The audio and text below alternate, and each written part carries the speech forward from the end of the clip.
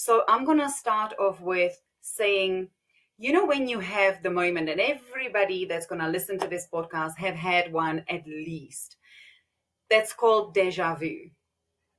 And you mentioned something really interesting and exciting for me to talk about is, have I been a woman in the past life?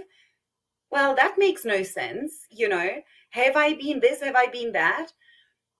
So Earth, think of it as a school. Think of it as something that we go to learn new skills. And so if you start thinking about it like this, when we come to Earth, each lifetime, we can only learn one grade. And therefore, what happens is your soul doesn't start the next lifetime from grade R. It already reincarnates into grade 4 because it has the understanding of what basic needs are. If you are only seeking to heal the past life so that you don't have to deal with that situation or the trauma, the difficult part in this lifetime, it means that in this lifetime you are running away from what you need to learn from the experience. Because we are at a school, every single experience that we go through in each lifetime is an opportunity for learning.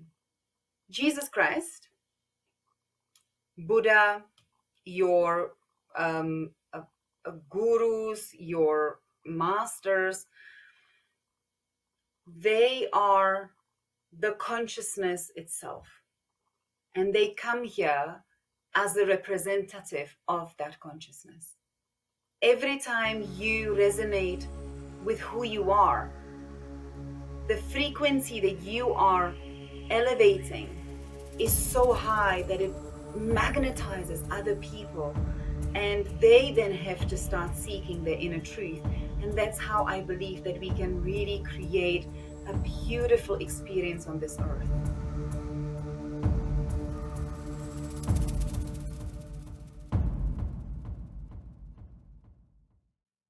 Greetings, seekers of ancient wisdom.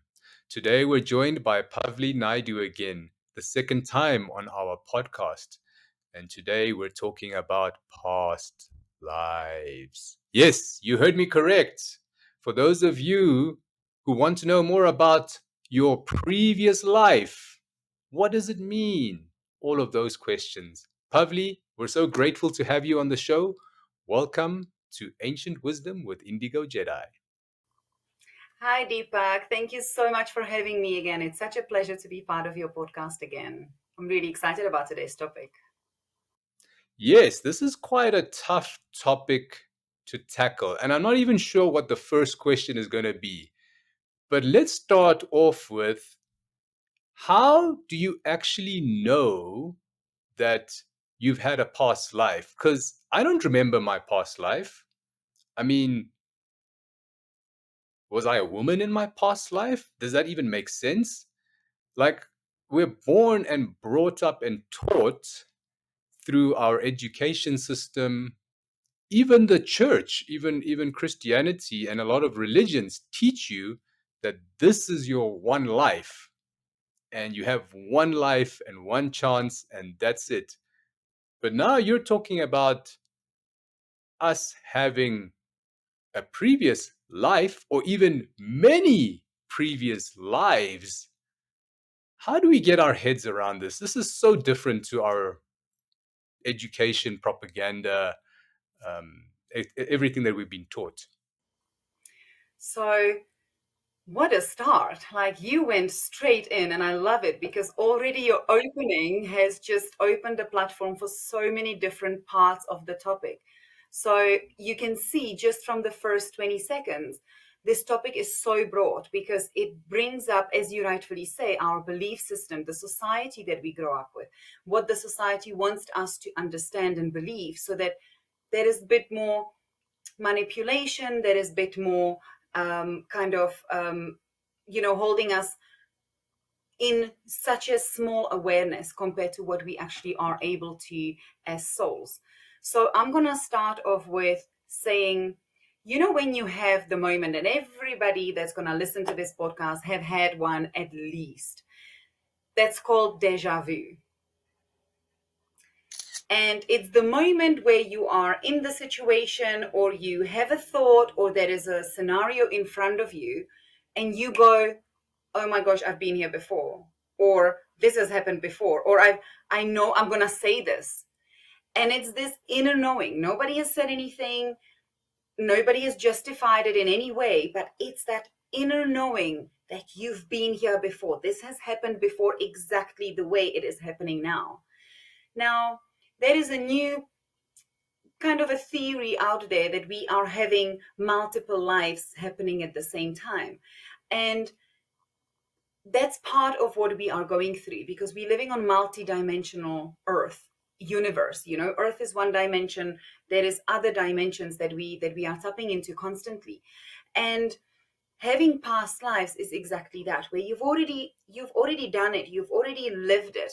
And what happens is, with each past life we go, or with each life that we live in, we tap into more knowledge, we tap into more awareness about what is happening to us, our consciousness, how we are behaving, the conscious map that we might have tapped into before, that we are progressing on the consciousness of map. So or the map of consciousness. And so each lifetime we thrive to do something different. We thrive to learn more things. We thrive to become more authentic with ourselves. And then what happens is, through that, as you know, on here on earth, we are here to learn, we are here to develop, we are here to access our true selves. And that comes with challenges, which then creates what we like to call traumas. And what happens is, each lifetime we have a chance to heal the trauma. And if we don't, it's okay. It just means that somewhere in the next lifetime it has to translate, so that we can heal it, we can evolve from it, we can choose to deal with it differently. And so we as a soul are eternal beings.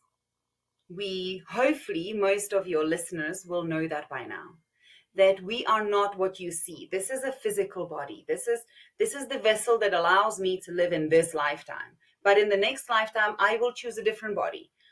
And you mentioned something really interesting and exciting for me to talk about is, have I been a woman in the past life?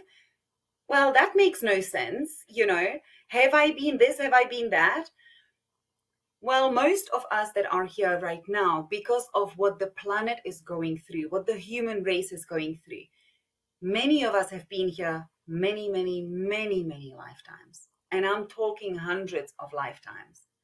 So that we can be at the conscious level that we are at the moment, to move through this incredible awakening that is happening collectively for everyone in different various levels, but it is happening for everyone. And in order for you to understand how a woman feels, you have had to be a woman one way or another in some lifetime. In order for you to understand what it means to be rich, you had to be rich in one lifetime. But there is equilibrium in this universe that works in perfect harmony. Nothing is singular. Everything needs a partner. Dark needs the light. Moon needs the sun. Cold needs the hot. Feminine needs the masculine.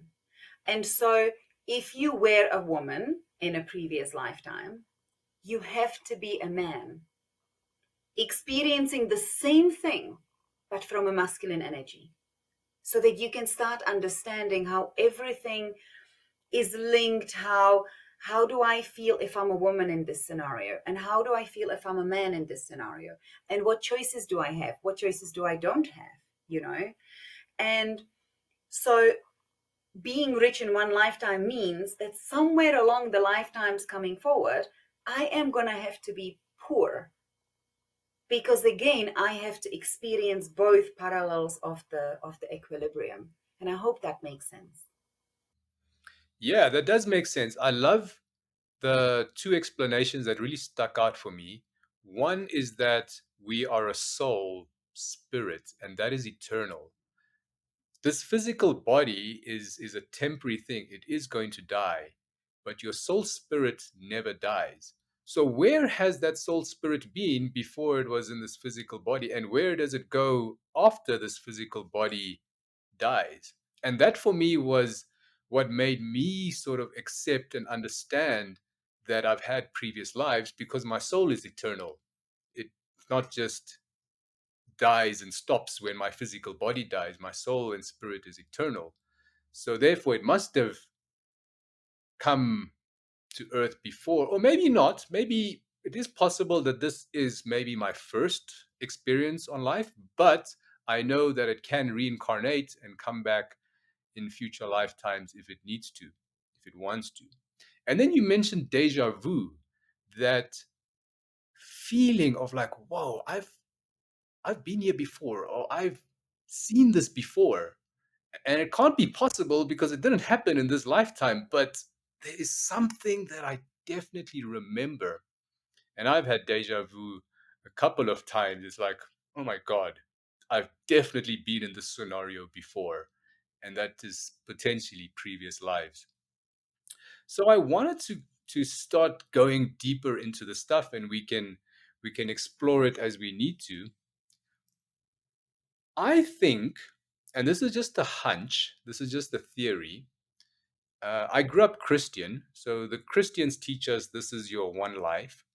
But I believe it was done and told to us to manipulate us, especially back in the Dark Ages. I think they convinced people that if you pay 10% of your wealth before you die, you get absolved of all your sins. They called it tithing, right? So they have special terms for it. So, like if you donate 10% of your all your money or your assets or your property donated to the church will absolve you of all your sins before you go to heaven. And that was very important for them, to make the masses think and make everyone think that you only have one life, because if you mess up this life, you're going to hell forever. But if you pay us 10%, we will speak to God and get your forgiveness so you can go to heaven.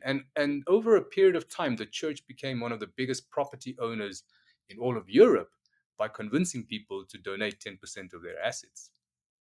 That's where I think some of the manipulation comes in. But do you think there's other reasons why we are manipulated to think this is just one life? So, and I don't think you need to go as far as Europe.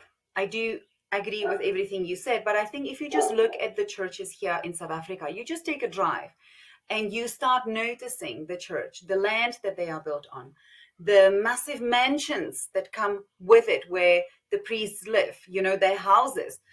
It's all about gathering wealth for themselves. And this is not a podcast going against religion. We need religion. Religion is extremely important. It is something that allows people to have a clear direction in what they're doing, where they're going, what rules they need to follow, because not everybody is able to make the judgment for themselves. And so religion is extremely important, and it is something that in some instances teaches people to differentiate between what is good and bad. And as the soul evolves, it comes up to a point where all of a sudden good and bad stops existing, because everything just is. There is actually no good and no bad. Everything is. That's what it is. And I either feel connected to it or I don't. My body is singing and it's feeling light, or it's feeling heavy, but it doesn't make it bad. It just makes it an experience that we add to our portrait of all the experiences that we go through. So when people needed to rule masses of people, what have you noticed in the last couple of years, especially, and a lot of people are still referring back to COVID time, but it's because that is so fresh in our minds. So if anybody, any government needs to rule masses of people, they will always rule by one emotion. that gets everybody follow whatever the other person says that will save me from this, which is fear.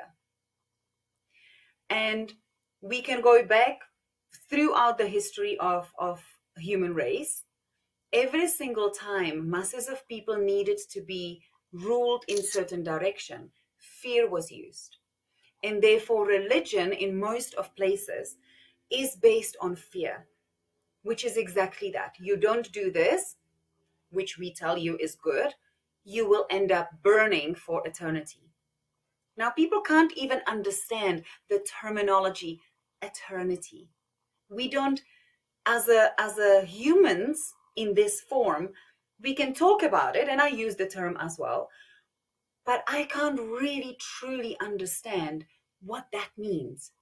That it's eternity, it's forever. What does that even mean? So even that term for people is something that they often get afraid of, because now that's it forever and ever for me. There is no going back from that.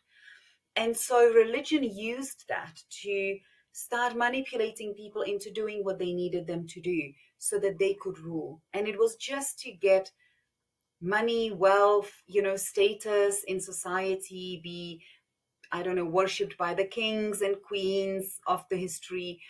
And that's just how the consciousness of us as souls have been progressing, because every single time something like that happens, somewhere along the line we are forced to ask internal questions, because the situation becomes too much, the ruling becomes too much, the COVID restrictions become too much, and people all of a sudden find themselves asking, well, why am I here? Why am I doing this? Does this make sense for me? And there starts the journey of finding the God, whatever that is for anybody, the light, the source, the programmer, Jesus, whatever it is for you, that lives within us. We are all part of the one light. And through the rules and the restriction of the soul, we find ourselves eventually questioning, well, I want more. I want to expand beyond what you are telling me that I can or cannot do. And we start finding that inner God within us. I hope that answers your question or where you were going with that. Yeah, I love that. But I wanted to ask, what is the point of reincarnation or having multiple lives if we can't remember the previous life? Like, it's a very difficult thing to grasp to say, well, you've had a previous life, but this life, I can't remember any of it. So, what is even the point of having these multiple lives if I can't really remember anything, especially in my mind? And I'm sure you're going to say that your body remembers, or your soul, or your spirit somehow remembers. But maybe help our listeners get through this dilemma. So, the whole point why we come on earth is because earth is, and a lot of people use this terminology and I really enjoy that, is it's a soul's school. So earth, think of it as a school. Think of it as something that we go to learn new skills. Now when you go to a school, you can't do grade R and leave school and go and live life, because in grade R you have a certain amount of knowledge that you need to acquire. The teachers cannot give you any more than that. They cannot give you grade 5 maths in grade R, because you will not understand it. Your brain's capacity will not be able to grasp that. And so if you start thinking about it like this, when we come to earth, each lifetime we can only learn one grade. And some people, I can hear now, some people will even argue with me on that to say, no, we only have like a 1 month of each grade in each lifetime, because that's how much information and how much growth and learning is acquired from each step that we come to learn. And so when we come here and we are learning, if you look at it from a place of you live this lifetime, and you are starting to understand that you are part of something greater than you are. right? You're starting to understand that this might not actually be the reality that I'm living in. This might be the reality that is being created so that I can learn. Now, imagine that your life would cease and that was it. Now, what will you do with that knowledge? How will that progress you on your journey? Do you know what I'm trying to say? Like, to have just the one lifetime, and imagine that you are in grade R. So you are the very beginning of your learning journey. You are the novice here on earth, and you are learning really the basics. Now, again, some people might argue with what I'm going to say now, but I say it because I've had experiences with doing past life regressions with my clients and myself, which means going back into past lives, and we'll talk about this more later on. Through that experience, through reading studies of people that have had past life regressions done on them, and following the pattern of each person and what each person is describing, and how real it is, and how real the healing that I've done with my clients from past lives to this life, how real that is. That's not something that you can make up. So just imagine that you are in grade R, and that is your basic needs only. That is your basic maths. That is your understanding from 1 to 10, 1 to 100 nowadays, which I think the kids are just like exceptionally intelligent now. But if you look at the numbers, if you just here to learn 1 to 10, there needs to be progression of that, because then everybody will come to earth and only learn the basic needs, which is your safety. We don't kill each other. We don't steal from each other. We don't cause pain. We try to seek love. We try to seek deeper understanding.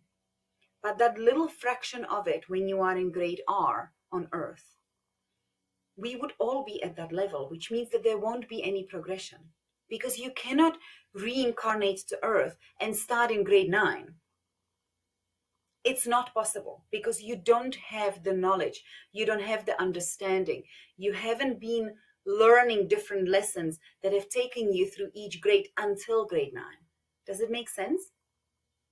And so you come here in the very beginning of your soul's existence so that you can start understanding how everything works, and then you slowly start making different choices in each lifetime. And through those choices, you start progressing and evolving as a soul. So I love the school analogy. Like Earth is a school for your soul. You're coming here to learn. So my daughter goes, I think she was in grade R like 3 or 4 years ago. So she was learning to color and she was learning to identify the alphabet and learning some numbers. And then she went to grade 1, but she remembered everything she did in grade R and she built on that. And then she goes to grade 2 and she remembers everything she did in grade R and in grade 1. And now she's building on that. Now she's doing multiplication and reading and etc. But in that analogy, when we come to Earth in, let's say, this is grade 2 for me, I don't remember anything that I did in grade R of my previous life or grade 1 of my previous life. Like, how am I actually going to grow if I don't actually remember anything? This is just a question that I think some viewers would be asking, but do you follow what I'm? Yes, 100%. And I know you've mentioned it before, but I don't always remember everything when I'm downloading. So I do apologize if I do miss out a question. So good for you to bring it up again. So 100%, but you are looking at it from a person's perspective. You are looking at it from your human form, right? Because in a human form, we cannot remember. Imagine that you would remember 100 lifetimes of you being 60 and over. That's 60 times 100, 600 years. You would remember information, situations, traumas, pain, fear from 600 years. You would go mental within the first 3 days of being here. And therefore, what happens is your soul doesn't start the next lifetime from grade R.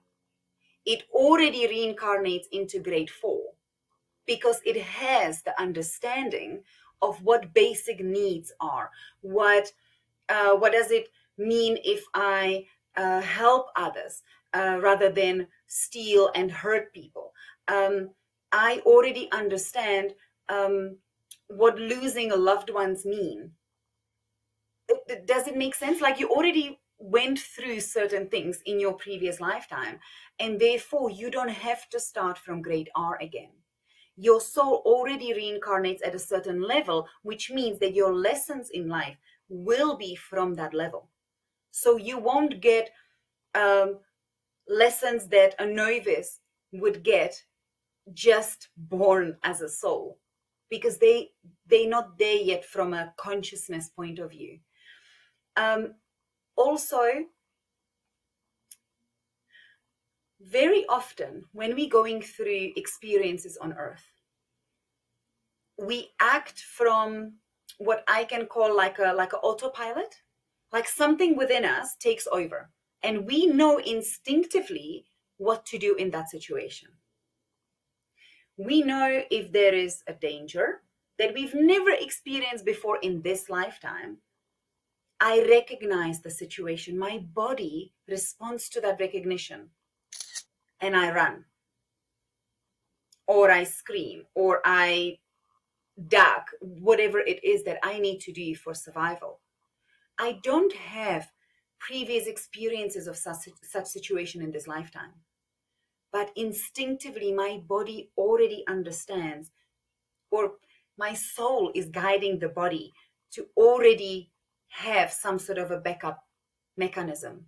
Does it make sense? So when you say I don't remember, that's a very earthly understanding of things. This is reality. This is a glass filled with water. But for me, this is energy. This is, the physical form is needed so that we can see the water inside the glass. But ultimately, everything is made out of energy. So I don't have to understand how did everything happen to know that it's already happened. It's already been through certain process for it to become a glass. I don't need to understand, or I don't need to be present while they're making the glass, but I understand that the glass had to be born somewhere, that it had to go through a firing process, melting, then making it hard again, temperature differences. I have that basic concept, but I don't have to be present to it. Does it make sense? I hope our viewers are understanding because this is a little bit difficult to get your head around. But let's dive deeper because I really want to get into the meat of things. Let's talk regression, past life regression. Okay, so this is how I understand it, and this is the experience I've gone through in my life.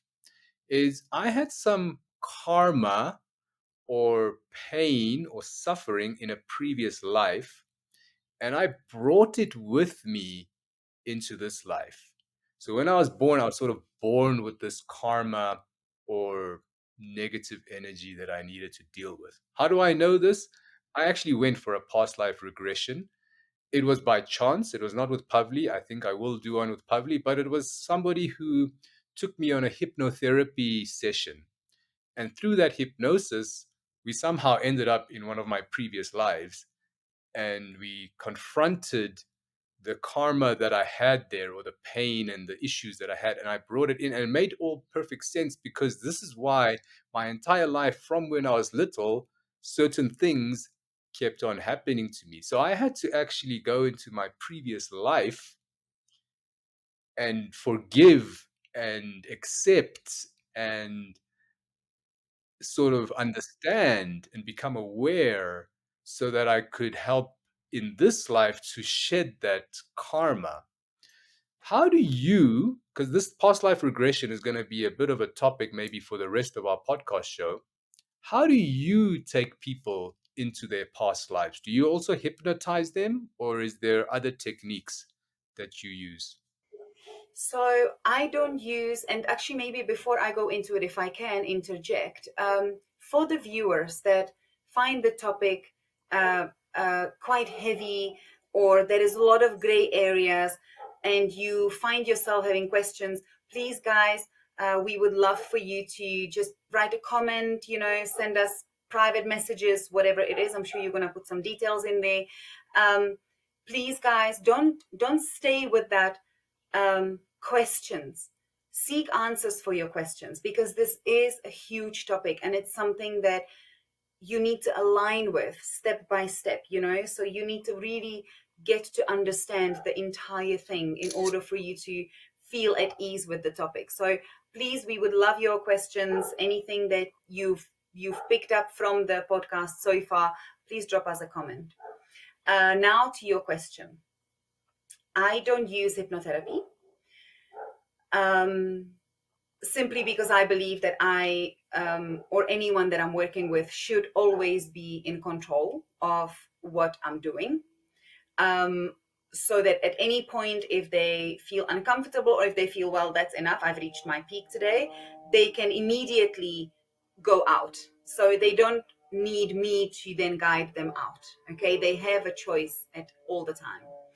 Um, but what I do is I go really deep in their consciousness. So I take them almost into the subconscious level, um, through different techniques that I use. And that's very much intuitive as per each person that I work with. So I will have downloads with regards to how they want to access the subconscious level.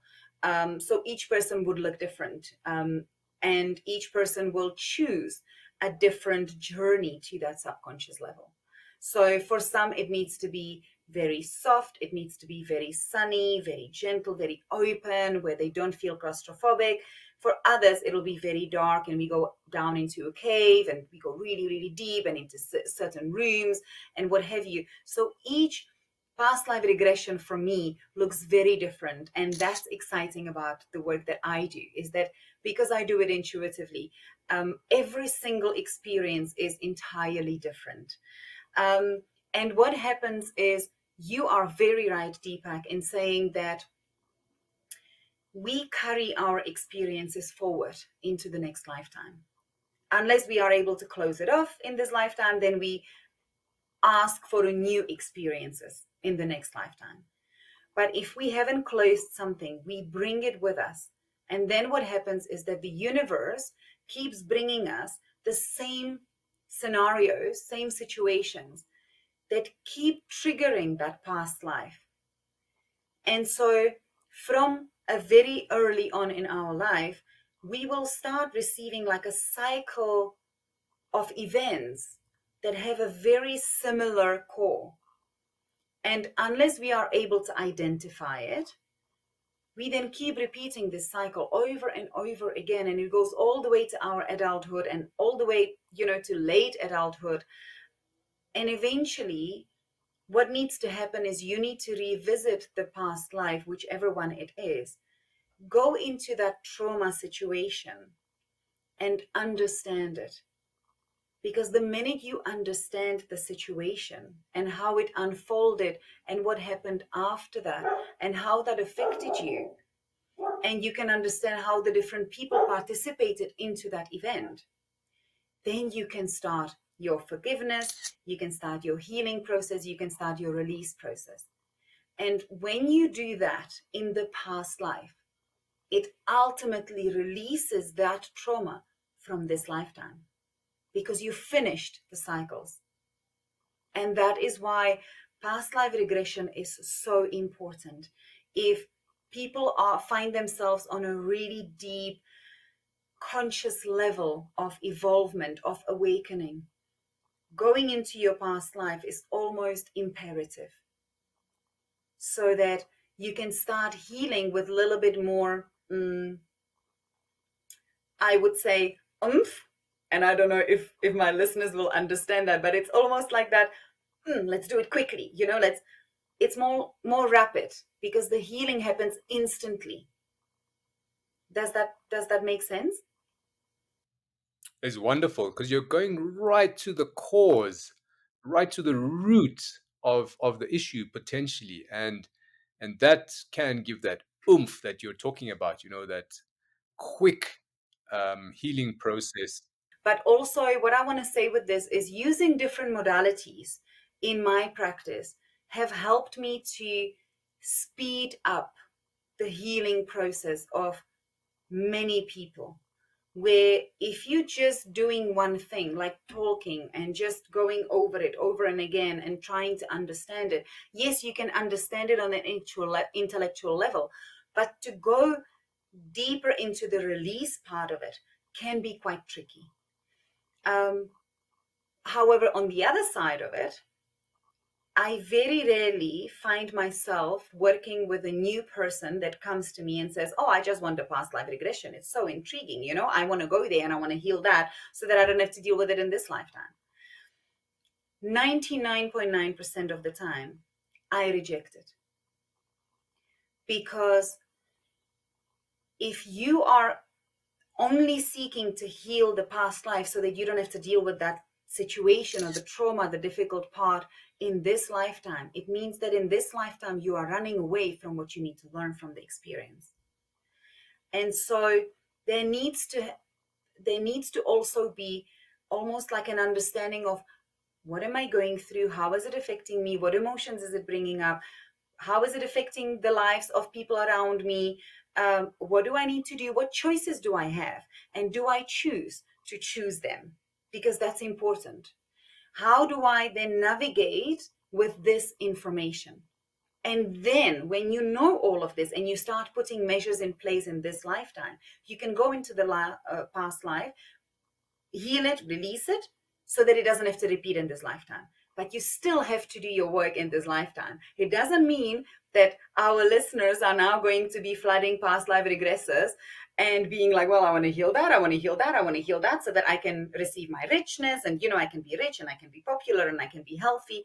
It doesn't work like that. There is a reason why that experience is in this lifetime or is affecting this lifetime.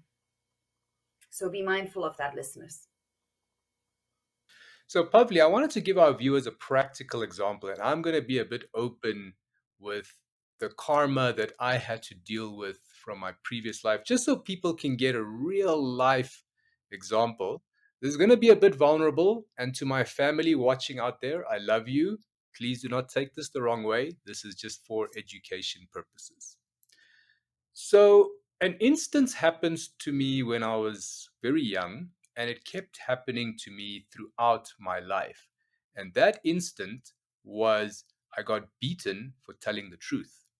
So, I'm going to give you the example that happened to me when I was very little. And this has happened so many times throughout my life that I spoke my truth, I spoke my truth in my opinion as I see it, but I got beaten for that. And then I kept quiet. So the example that happened when I was very little, I was having a birthday party. My uncle gave me a birthday present. And, I was a little kid, like 6 years old. I opened up the birthday present and it was a puzzle box. And I was like, oh man, I love puzzles, I'm so excited. And I opened the puzzle box, and inside the puzzle box is not puzzle pieces, it's actually a pair of pajamas. And immediately, being a little child, I am like, oh man, that's so boring. That's dull. I throw the thing on the side and I carry on playing. When my uncle and everyone left, I got a big beating from my dad because he said, "You cannot do that. That's insulting. You insulted your uncle. He gave you a present." And I got a big, big beating for that. And this has happened again, not the exact same situation, but a similar scenario or a similar energetic feel has happened so many times throughout my life where I told the truth, but I got beaten for telling the truth. And then I would not want to tell the truth. I'd rather say, "Oh, uncle, I love these pajamas. Thank you." And I learned that if you don't want to get beaten, you lie. You don't tell the truth. You got to think what the person wants to hear, and you tell the lie that they want to hear instead of telling the truth, because I was getting frightened of getting beaten for telling the truth. So when I did my past life regression, I went into a previous life and the same thing happened where I was telling the truth. And actually, one of my friends who was telling the truth, he was exposing the government. He was telling all the people about the propaganda of the government. And they actually killed him in the middle of the town square. I can't remember the details. They stoned him to death or something. And then I stopped telling the truth. I started lying from then. I was like, no, no, no, I don't, because I was too scared of getting killed. That was my karma that I brought through into this life. So when I was little, I got beaten for telling the truth. So I learned to lie. And then I had to have this scenario again and again and again come to me until I decided, no, I don't want to stand in this. I don't care if you beat me. I don't care if you kill me. I am going to tell the truth. And that was how going back to my previous life helped me in this life. Like now, I don't really care. That's why I've got the podcast. I tell the truth to everybody. If you don't like it, I'm sorry. If the government wants to come for me, you know where I am, etc., etc. I am not scared of anything. I know it's quite a tough one to go through. And I don't really have a question per se, but I just wanted you to comment and maybe give some examples or any insight that you can. Yeah.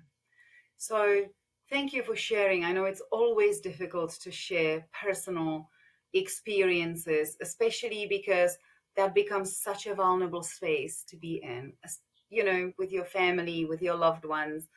Um, and I use examples a lot in my practice as well, because I believe we go through things so that we can share the experience with others, so that they can resonate with it. So thank you for your share. And you are so right. um, because when you experience someone being killed for telling the truth, the fear that is ultimately put inside of you is so big, because that is your survival instinct. And that's the basic one. That's the one that no one can take away. Like, no matter what anybody says, if you find yourself in a house that is on fire, you will try to break the window to get out of that house, unless you are trying to commit suicide, which is a different topic. So that is your basic instinct, and that shuts everything down. Now, what happens there internally is also that past experience keeps coming up for you. It keeps being triggered, not only when you need to tell the truth that is not, that you know already that will be rejected by others, but telling the truth altogether. And so when you go back into the past life, and you can see what happened and how it happened, and what might have happened to your friend after he passed on, and the release that he's had, and that he was happy with the fact that he was able to speak the truth, it immediately sets you at ease that actually speaking the truth is the only way. And you come back into this lifetime understanding that having my truth is the biggest mm, wealth that I can acquire, because no one can take your truth away. So going back into past lives and releasing traumas, I wouldn't personally call it karmas, but more traumas that we carry with ourselves. It gives you the freedom in this lifetime to make different choices. And that is so important. I think it was really an awareness for me, like, wow, this actually happened to me before in a previous life. And it's the same thing that happened. And like you said, the universe brings these scenarios to you to test you. Are you going to tell the truth? Have you learned from your last one? Or are you going to make the same mistake again? When I was young, I learned to make the same mistake. So I learned to lie. I learned to tell what other people said. But then the universe keeps on bringing these scenarios to me, keeps on bringing it to me. And it's not nice until I stood up and said, no, I do not care what you say. I do not care if you beat me. I do not care if you reject me. I will tell the truth. And that's really when the learning came through. And it was was helpful with the past life regression. And I think that is so important what you're saying. And I want to emphasize on that because everything is learning. And, many people are stuck in the victim belief system, in the belief that, oh, why is this happening to me, and it's happened to me over and over again, and it's this bad thing that is happening to me, and they're not actually seeing the learning in it. And because we are at a school, every single experience that we go through in each lifetime is an opportunity for learning. And we have to reprogram our mind to start learning rather than procrastinating and staying in that negative space, but asking more the questions of, well, this is interesting. Okay, I remember this happening again before. I wonder what this is here to teach me. Why is this so difficult, and why am I reacting to it so much? What is this about? And when you start asking those questions, you start navigating your lifetimes into learning new you're learning new skills, receiving new opportunities from the universe, to learning more and more and more, and you start progressing. And that's why we are here over and over again. So, just to give everyone an idea, whatever triggers you, if something triggers you, it's telling you there's a trauma there that you need to deal with. Maybe it didn't come from a previous life, maybe it's just from your youth, but it's just telling you there is a trauma. If you get triggered, if somebody says something to you and you get triggered and you're angry, or a taxi drives in front of you while you're driving and you get triggered, it is telling you that there's some trauma that needs to be released. Or whatever triggers you is a guide. It's actually a beautiful way. The universe is telling you, like a mirror, saying, hey, something's there to fix. You need to clean. It's a little bit dirty. So that's the beauty of triggers. So if you're getting triggered, look at what is triggering you. Try and find out what is the core of that, and it'll guide you to the work that you need to do. Maybe you have to go into a previous life to help release that. So, Pavli, I wanted to shift a little bit into still past life regression, but I know of people that are past life regression facilitators. So, I'm not sure the right term, but they've taken their clients back into the past, and the clients come back and say, I used to be Cleopatra when I was in a past life. But then I've heard multiple people saying that there were Cleopatras who are incarnate in this present moment existence. So is it possible that some facilitators are false? I don't understand what's actually happening, because how can that happen? How can so many people be Cleopatra? For example, I'm not just sticking to that one point, but it seems that some clients have this desire to be some great king or queen or great person in the past, because that'll give them some validation, like, oh, I'm poor now, but in a past life I was a queen of Egypt. Can you talk a little bit more about that? Is there a lot of falseness in this industry? I'm sure there is, but maybe you can elaborate and enlighten us. So I think there is falseness in every single industry you look into. And I think there is a lot more in the industry that we call esoteric, which has become now another um, massive entity, if you'd like the Green Deal. And we had, I don't know, healthy eating, vegetarians, vegans, all these things come, and they come from a really pure idea, from light, because there is the deepest idea behind every single big part of, I'm not sure what the word is, but, um, entity, if I can call it that, or teachings. Um, every single teachings that we've ever had comes from a pure idea. However, what happens is because it starts growing and people start to inquire and they start being interested and people follow the teachings or start following the teachings, and all of a sudden the people start seeing, well, that look at that person, I mean, they are like so rich now and they built a new house now and they've got a new car. Wow, okay, well, that must be it. So let me also tap into that wealth so that I have portion of that for myself. I know nothing about it, but let me just repeat what that person said and let me stroke this person's ego so that they believe me, whatever I say.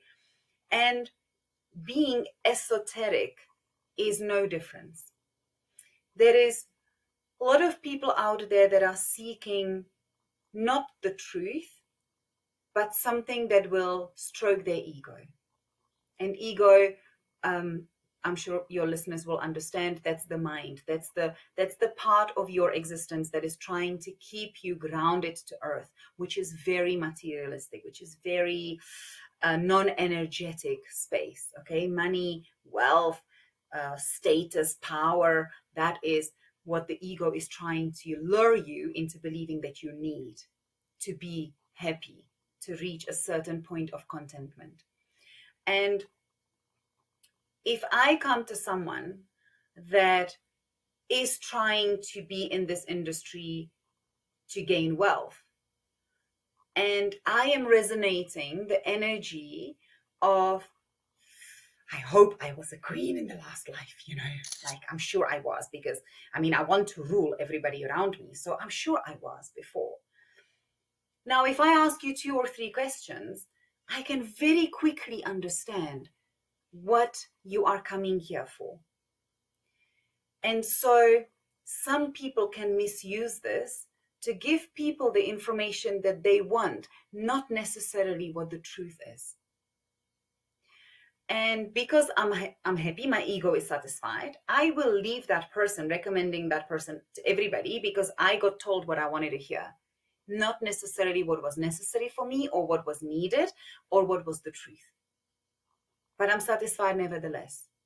So I always say to seekers, because I call the people that are trying to seek different modalities and seek the answers, that be mindful of how your body responds to when you see the picture of the person on their websites, or when you listening to one video that they have released, or when you read the words that they write. Listen to your body, look within and see, how does your body respond? Is it open? Is it at ease? Is there light? Or is there a feel of, I'm not quite sure how I feel, like, oh, okay, I think there is something dodgy here. And understand that you can still carry on with the experience. You can still go for the past life regression, although I would be very careful here, because remember, a lot of people are using hypnotherapy to go deeper with their clients. And if you're not authentic, things can happen while you are in the hypnotherapy. If I don't know how to close off the past life regression, then you can bring that extreme trauma back with you, and that can become extremely dangerous. So do your due diligence, do your research, speak to the person first and find out, do I feel good around this person or do I not? That is not to say that people have bad intentions, but I do feel that especially in this field, I've experienced a lot of people that might not be doing it from a pure heart and really be able to connect with the divine realms of the information, call it that. Um, so, to all the listeners, be mindful of who you choose to give your power to regress back into your previous lifetimes. That was such a beautiful explanation. And I just wanted to give an analogy so people can understand it. And we can talk about food, for example. So if I were to have an ice cream shop and I sell all these delicious flavors of ice cream, I'm going to attract a lot of people to me because people like ice cream. People like sweet things. They like the cones. They like the delicious flavors, bubble gum, and sugar concentrated stuff. So, as an ice cream seller, I'm going to attract a lot of people to my shop. If I wanted to sell healthy food and I started making just vegetables and I don't know, boiled vegetables, for example, with no pesticide or organic stuff, I might have very few clients because people at the moment, I don't know, do I really want a broccoli boiled? It doesn't taste so nice. So the ice cream shop might be very busy, but they're not really selling you anything nutritious. They're not selling you the truth. They're not giving you the truth. They're just giving you something that you want to hear or want to taste. And this is exactly the example that Pavli gave. There are potentially regression, past life regression facilitators that are just going to give you the ice cream. But you must go find the ones who are going to give you the nutritious food that you need for your body. And if you can understand that, I know these are difficult concepts to understand, but that's maybe a simple way of looking at it. So again, I wanted to pivot again. I know I'm pivoting a lot to a few topics, but it's such a wonderful, amazing topic to cover. So, this is the next section that I wanted to talk about, and it helped me a lot in my awareness of my peers and my friends and family around me. A lot of them could not understand what I'm saying when I'm talking about COVID, for example, or talking about all the spiritual stuff that I do. They just can't understand it. But after doing the work, I realized that maybe I'm in grade 10 because I've come here so many times, and my friends and family are only in grade 2 or 3. So I can't expect them to understand calculus. They're only learning multiplication now.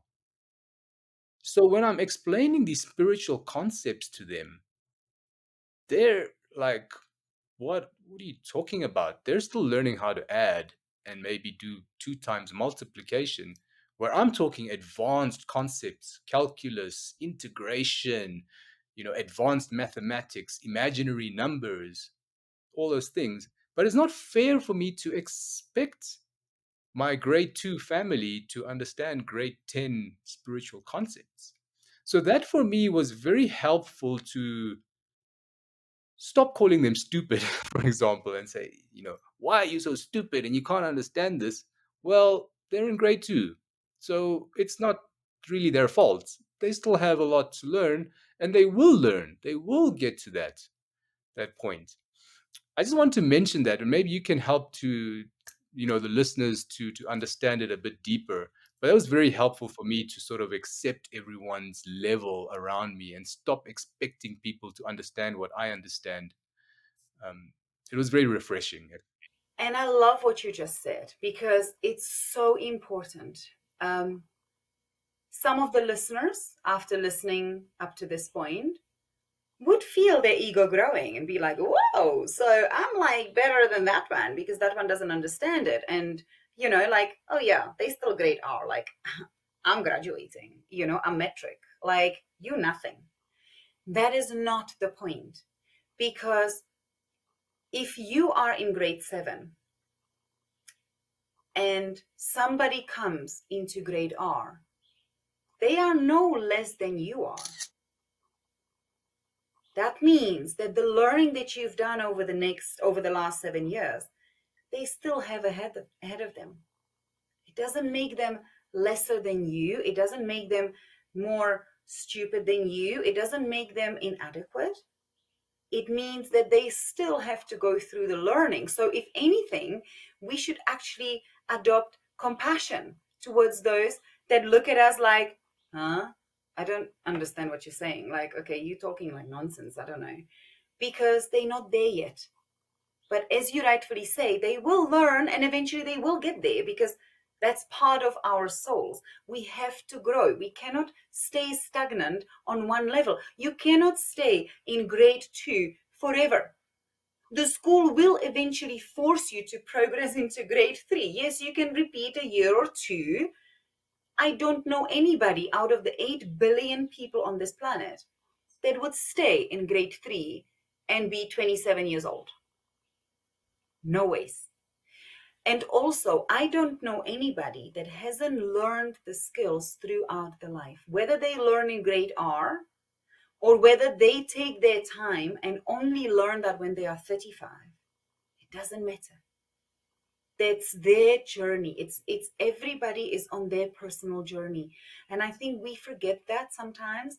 And a lot of people are so mm, I have the word coming to me. I'm not really happy to use it, but obsessed with themselves.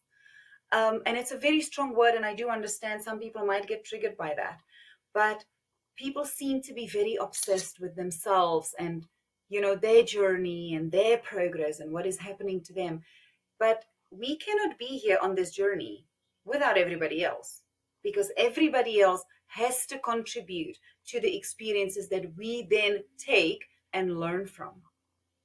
And so we cannot do this alone. That's a misconception where people are like, no, I need to learn this on my own and I need to study on my own and I need to, pass the exams on my own. No, you're not meant to. And that's why you don't go to school and there is no teacher to help you with the studies. You don't come to the school and the classroom is empty and you sit there all by yourself. No, you have a teacher that has done the learning before already, so they can answer your questions. They can navigate your journey. They can help you to understand the topics that they need to teach you. And then you have your peers, which again are all the same age. They are all age 6 to 7 in grade R, but they will all have different life experiences that they carry with themselves, which means that their personality will be different so that you can learn as you go along. So, a lot of the times, people get stuck on certain things, and I think past life regression is amazing with that, but it shouldn't be something that people want to skip to if they haven't learned in this moment, right now, the topic that I'm supposed to learn in this grade. I hope that brings a little bit more understanding. Absolutely beautiful. So there's people who speak about before you come to this life, you sort of choose the lessons that you want in this life, and you also maybe choose what you want to achieve in this life. So maybe for me, for example, I'm going to give myself again as an example. I came into this life, number one, I wanted to release my past karma or trauma about being comfortable in telling my truth and not being afraid of beaten. I wanted to release that. That was one of the things I wanted out of this life. And yes, I've made some progress and I'm going to continue making progress. But I also chose some things I wanted to do, like some missions and um, some learning or some skills or some thing that I wanted to achieve in this life. And I'm sure you guys who are watching can figure it out. But maybe Pavli, you can tell us and explain how does that work? I've heard of something like a soul contract. So you have like a contract and you discuss it and you agree to it, and then that's your contract for this lifetime to maybe release karma or learn this or learn that, etc. And before you answer, I wanted to just give some examples. There's some people, because you've used the example of Earth being a school. There's some people who go through the school or their contract or what they're supposed to achieve, they go through it very quickly. By the age of 24, I think Tupac Shakur had already achieved so much. He had already become like a huge celebrity, spewing truths to the whole world. And I think he died at 24 years old. But in that short time, I think he finished his whole contract potentially. Jesus Christ is another example. I think he was only 33 or 34 years old when he was killed, but he achieved his full contract, I believe, of that incarnation. And there's some people who live to 100 and don't actually pass their grade, so to speak. So they have to come back and repeat grade 3 or grade 4 or whatever it is again. So maybe enlighten us about this soul contract thing. And when you finish your school, if I've learned everything I need to in school and I've learned it in 6 years, there's no point in still sitting in school for another 6 years. If the school curriculum is 12 years, if I've learned everything in 6 years, I should go on to the next thing. I should go into university or college or work. There's no point in just sitting there not learning anything new. So I think that's why some people at a young age have really achieved so much and then they die because they're done with school. No point in being in school anymore. You've done everything you need to. So again, wow, we're having beautiful topics today, and each topic has such depth. So it's really difficult to put everything together, but I'm gonna try as much as I can. So, firstly, Jesus Christ, Buddha, your gurus, your masters, they are the consciousness itself. And they come here as a representative of that consciousness. Because they're showing us what we call in our human language miracles. But really, what they are showing us the power of the goddess energy, if I can call it that, the ultimate light source. And they come here, and as you rightfully say, they've already done the school. They don't need to come here for the school. They're not part of the school. They're coming here to shake the school. They come here like a tsunami, right? Where they come and they come with this new teaching, and not only the new teaching, but they showing the proof of it. I mean, Jesus Christ would command a blind person to see, and the person would see. And people have never experienced that before. So something about this person is odd. Okay, well, maybe we need to listen, but then maybe he's not so good. And there comes then the inner fight. You know, do I believe the light, or do I believe that it's coming from evil? Because if I have power over masses of people and somebody comes and shows them the light, they're not gonna follow my truth anymore, because they're gonna understand that, well, I haven't done any of that, so clearly my truth is not as powerful as this person. I'm gonna rather follow them.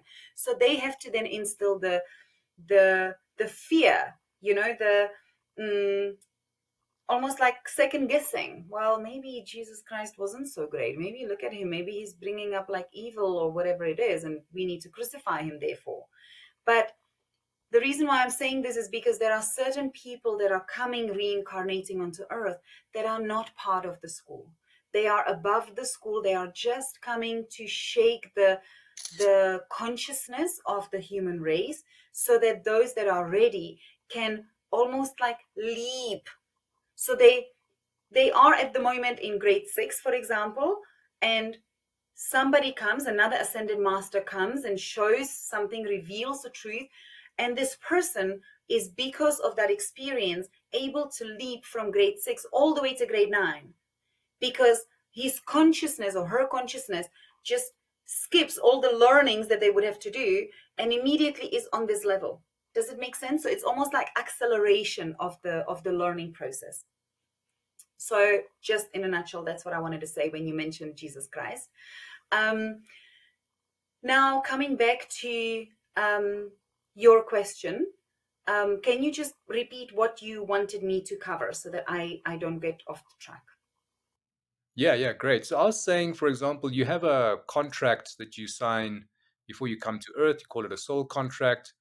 And let's say you learn everything and you fulfill your contract and you're 25 years old. You fulfill everything. So there's no point in living to age 100 and you've done everything by age 25. So I think that's why some people achieve so much at a young age and then die. Maybe I'll give an example of Swami Mataji Narayani. So she's teaching homeopathy, but also frequency medicine, and she was very very connected with ascended masters, etc. And at the age of 71, she went for a meditation up into the mountains, and she spent there like a week or 2 weeks. And when she came back with a book that she'd written with a whole bunch of frequency medicines that she had channeled or downloaded, or whatever the right terminology is. And this book is so amazing. I use this book all the time to treat my patients by making frequency medicines. It's like one of the most amazing books I've ever come across. But after she came back with this book and that she had written, she died like a week later or very shortly afterwards.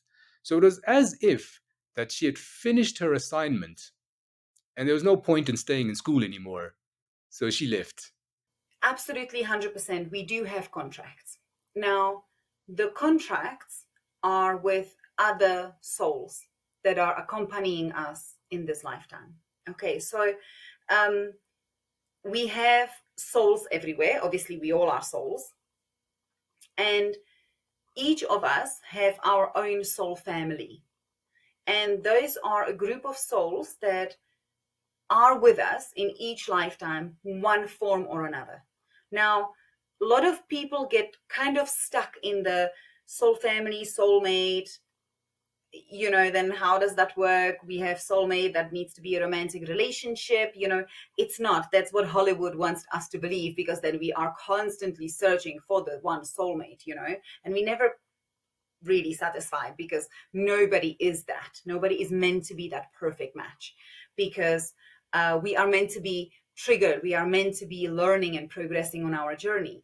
So the whole point of having soul family with you is that they help you to fulfill what you want to achieve in this lifetime. So if I want to, I don't know, if I want to become a healer in this lifetime, then there needs to be a certain journey that I need to undertake in order for me to become a healer, okay, or tap into my healing abilities.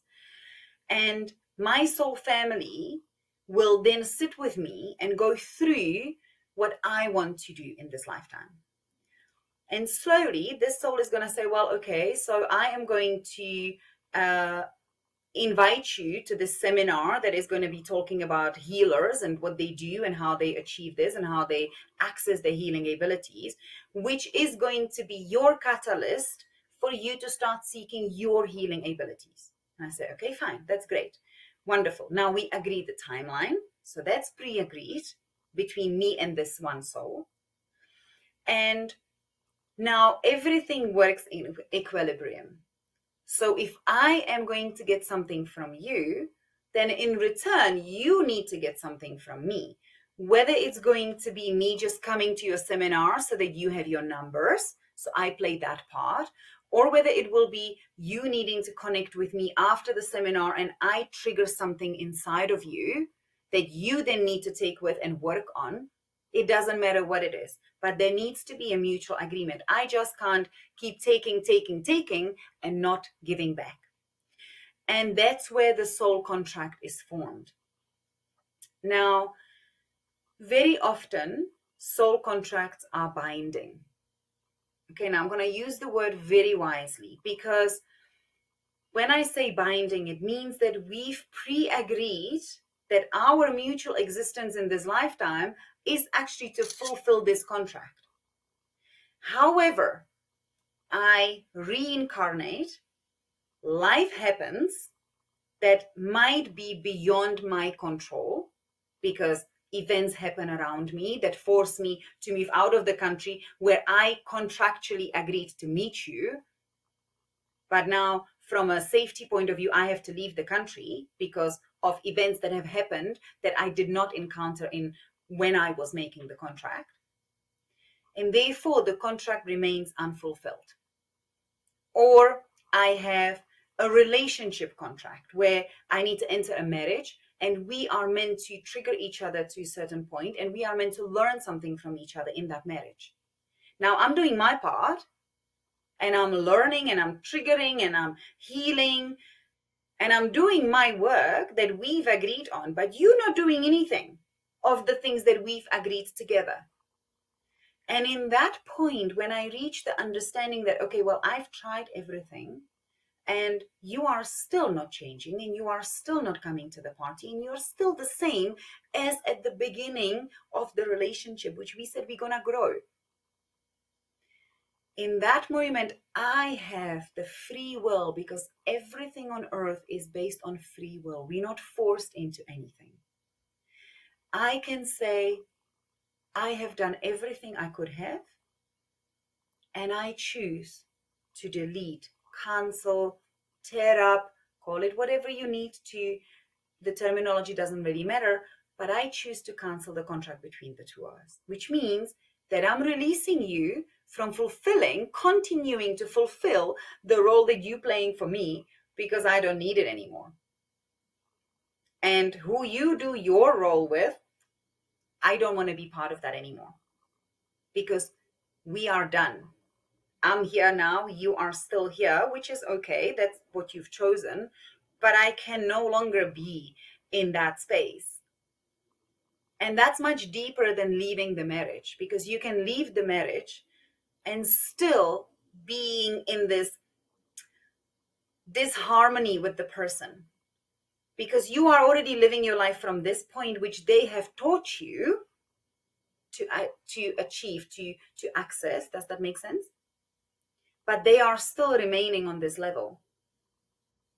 So in order for you now to stop triggering each other constantly and having arguments and disagreements and, this constant trauma and battle between each other, you tear the contract. There is, again, a procedure for that, guys. Don't just now go and be like, well, I'm canceling this contract. It doesn't happen like that. There needs to be some sort of procedure. There is a certain technique that we use, again, for that.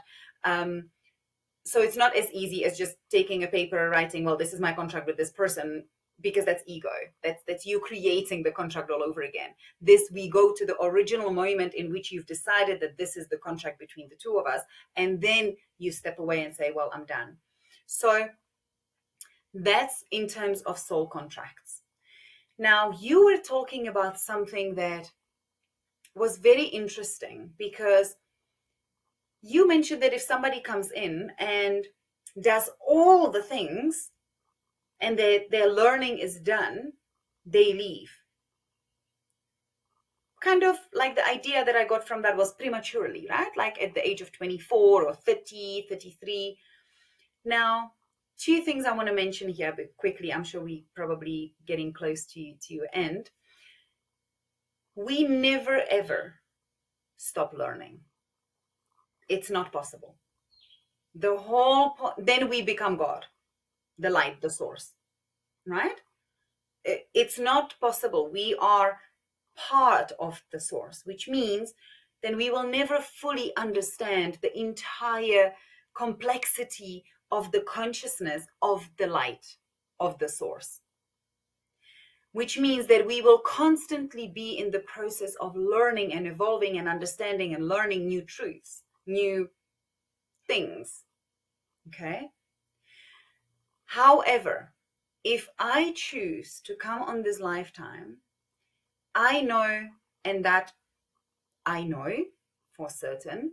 So some might argue this, but I have had many experiences with this, and many research has been done on this. The date when I'm born, and where I'm born, and my parents are chosen. They are predetermined before I reincarnate, because I cannot reincarnate without that. Like, I need to understand where I'm going. Otherwise, I'm just going to reincarnate and I'm going to be like, whoa, okay, well, what happened? I need to learn that, but now I'm here. Like, I'm never going to learn this. So I have to understand that in order for me to learn this, I need to be born in a certain area on earth that will provide me with the lessons to learn this. Make sense? And then my death is again predetermined by me. So the date that we leave, and that is why you will find that unless there is trauma involved, if people are dying, if people are passing on in a natural way, they are so peaceful. There is never a struggle. Anybody that has experienced being with their loved ones at the time of their passings will know that few days before it happens, this person starts tapping out of consciousness, because they are doing their work, meeting their loved ones that have passed on already. They're already getting glimpses of where they're going so that the earthly fear can start leaving them. And the minutes before the person leaves, usually people say this is the most peaceful time I've ever experienced on this planet, is because they are accessing the higher realms, the the beyond existence space, if I can call it that. And so we know as a soul that we are coming to an end. Some people will also start like mending their relationships, and they will start taking care of their things and their affairs. And all of a sudden people around them go, well, why? That's very sudden. Like, why are you doing that? And a few weeks later, the person passes on because they know, subconsciously, they know. I'm not gonna go into a suicide because that's a different topic altogether. I think maybe we can consider doing a podcast on that because it's such an important and interesting topic to mention. But that's a different thing. Then the person chooses to leave prematurely for whatever reason. Okay. But if you are following your lifetime, then you know when you are born, when you leave, and what you need to fulfill in that time. So in those 24 years, I knew what I had to fulfill. So nothing was premature. I didn't complete the learning. It's not like I have nothing else to learn, but in this lifetime, because remember, your contract is with other people as well. So you might want to live until 60, but the person you are having, the soul family that you are having this lifetime with, will be like, well, yeah, but I really need to learn the trauma of losing a loved one at an early age. Well, okay, fine. So let me do these lessons in the next lifetime. Let me bring my death date to forward so that I will leave at the age of 24. So you can experience your trauma of losing me so early on. So I help you to fulfill your contract. You help me fulfill mine. Make sense? Pavli, this is brilliant. You help me also understand this a little bit better. I'm sorry I'm asking all these tough questions, and I can see this topic is so vast we can probably carry on talking for hours and hours. But we have come to the end of our show, and I hope it's been really, really insightful for our viewers. It's been really insightful for me.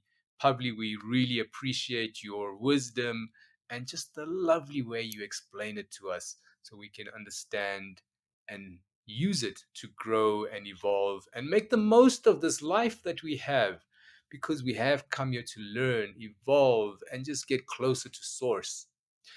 Guys, I am going to leave all the details for Pavli below. You can get hold of her on social media or email or whatever.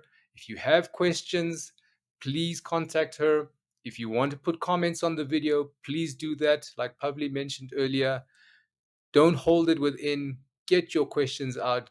Reach out to us. We're here to help. We're here to guide. We're also here to learn. As you can see, I've learned so much from this chat that we've had. Pavli, is there any closing remarks before we end our podcast? No, thank you so much. It's been such a pleasure. And as I say, you challenge me so beautifully with your deep topics. I absolutely love it.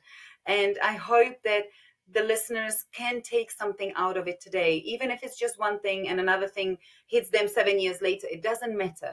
But I think to close it off with, um, for me, what I really value the most about my lifetime today is being able to find my own truth, find who I truly am, my essence, the light that shines within me. And then following that light, whether people resonate with it or not, because it's not about other people, it's about us, guys. It's about you. And every time you resonate with who you are, the frequency that you are elevating is so high that it magnetizes other people, and they then have to start seeking their inner truth. And that's how I believe that we can really create a beautiful experience on this earth. So, to finding our inner truth. Finding our inner truth, it seems to be another topic. I would love to talk about suicides in the future. That seems like quite a deep topic on its own. And maybe even truth again. We can talk about that in the future. It seems like a word that has come up quite a lot in our talk today. But Pavli, we really appreciate your time again. And till next time, ciao for now.